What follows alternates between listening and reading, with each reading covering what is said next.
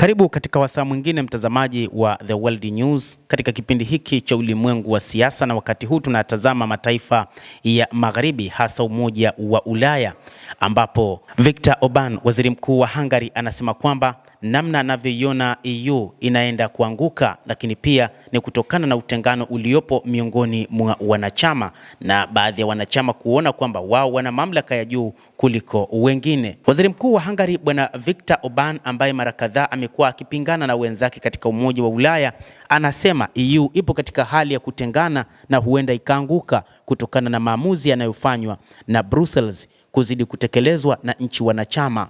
Waziri mkuu huyo wa Hungary Bwana Viktor Orban anasema kwamba EU inaanza kusambaratika huku maamuzi yanayofanywa mjini Brussels yakizidi kupuuzwa na nchi wanachama ambazo sasa zimegawanyika kati ya watetezi wa vita na amani. Waziri mkuu huyo wa Hungary Bwana Viktor Orban amesema katika mahojiano na gazeti la Magyar Nemzet lililochapishwa Jumatano.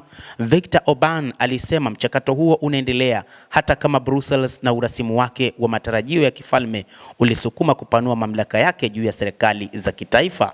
Anasema kwamba hali imekuwa tofauti kabisa na kumekuwa na tofauti miongoni mwa nchi wanachama ambao wanashindwa kutekeleza mipango mikakati inayopangwa na umoja huo wa Ulaya, hasa kuhusiana na masuala mbalimbali, lakini zaidi ni mpango wa Urusi na Ukraine.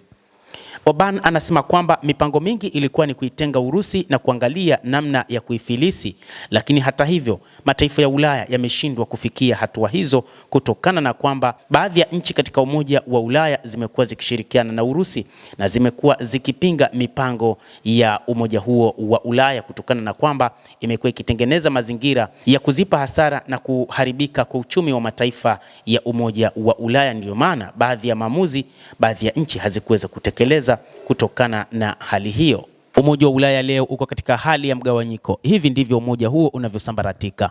Maamuzi hufanywa mjini Brussels lakini hayatekelezwi, Orban alisema, akibainisha kuwa kutofuata kanuni kwa kawaida na huenea kwa nchi moja hadi nyingine ni jambo ambalo amelishuhudia katika umoja huo wa Ulaya.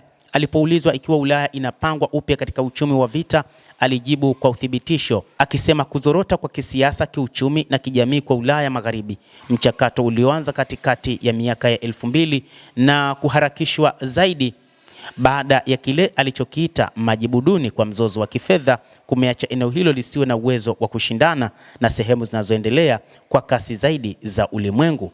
Matokeo yake, alisema, ukuaji unaofuatiliwa kupitia mtindo unaojulikana wa kihistoria wa uchumi wa vita ambao alisema unaelezea kwa nini wazungu walijitolea katika mzozo wa Ukraine. Budapest imekuwa ikipinga sera za Brussels dhidi ya Ukraine tangu kuongezeka kwa mzozo mnamo Februari mwaka 2022 pamoja na vikwazo kwa Urusi. Kulingana na Orban, hii imeongeza bei ya nishati na kufanya ushindani kuwa usiowezekana na kimsingi kuwa tasnia ya Uropa na kutengeneza mazingira kuyumba kwa uchumi katika mataifa haya ya Magharibi. Alisema kuwa Ulaya imegawanyika katika kambi mbili, kambi ya vita na kambi ya amani, na kwamba kwa sasa vikosi vinavyounga mkono vita nchini Ukraine vinatawala. Brussels inataka vita, Hungary inataka amani, Orban alisema. Maafisa wakuu wa Umoja wa Ulaya wametumia madai ya vitisho kutoka Moscow kuhalalisha kuongezeka kasi ya kijeshi, na Rais wa Urusi Vladimir Putin ameishutumu umoja huo kwa kung'ang'ania fantasia ya kuiletea Urusi ushindi wa kimkakati, akisema kuwa EU haina ajenda ya amani na badala yake iko upande wa vita na Urusi ipo tayari kupambana nayo. Putin alionya kwamba wakati Urusi haina nia ya kupigana na Umoja wa Ulaya au NATO, hali inaweza kuwa mbaya haraka ikiwa mataifa hayo ya Magharibi yataamua kuanzisha vita dhidi ya Urusi. Na ni kutokana na kauli mbiu yao wanaoitangaza kila kukicha kwamba Urusi ina mipango ya kuvamia nchi za Umoja wa Ulaya. Endelea kutufuatilia mtazamaji, na usisahau kulike, kucomment, kadhalika na kusubscribe channel yetu hii ili upate habari hizi kwa mapana kupitia The World News. Mimi ni Adam Hussein, endelea kuwa nasi wakati wote, endelea kutufuatilia ufahamu ni nini kinachojiri ulimwenguni.